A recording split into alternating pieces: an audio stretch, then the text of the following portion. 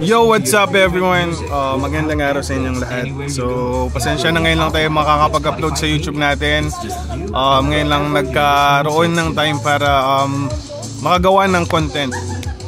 Isa na namang resort review ang gagawin natin ngayon. Hindi muna skateboarding video kasi medyo di pa tayo nakapaglaro.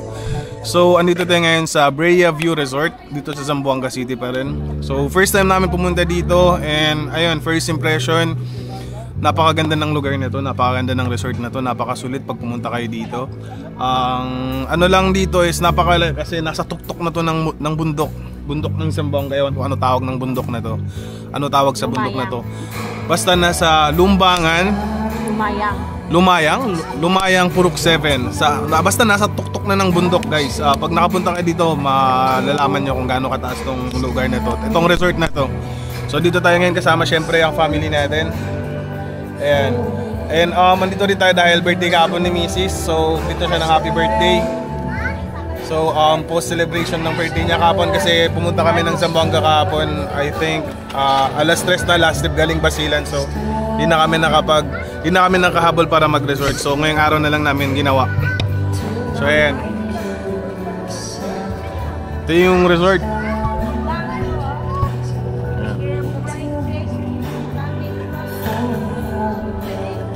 May kita nyo, view na yan. May kita nyo dun sa dulo, view na yan siya. Eh, ewan ko, Basilan na yata yung nasa kabila or Santa Cruz Island. Ewan ko anong ano na yan. Ayan.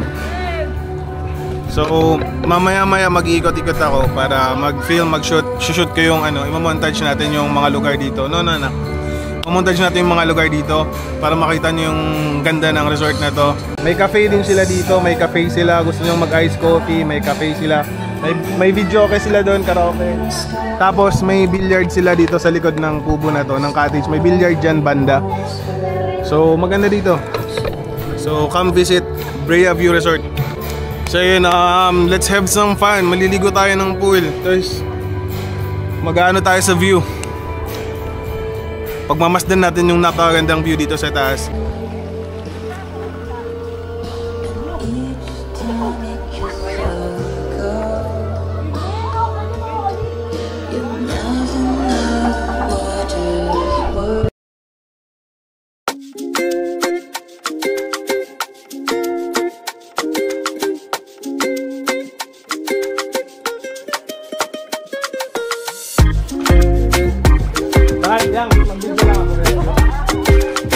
Pero jangan bukan di sungai.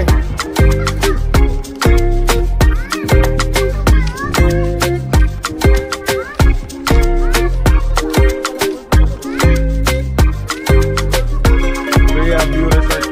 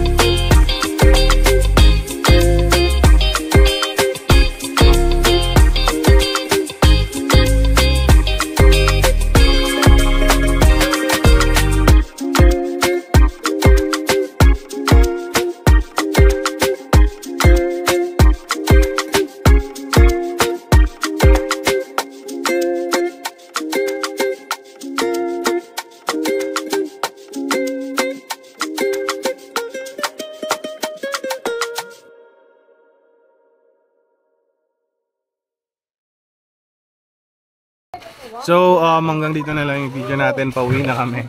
Ayan, nag-outro na tayo. No, anak. Ayan.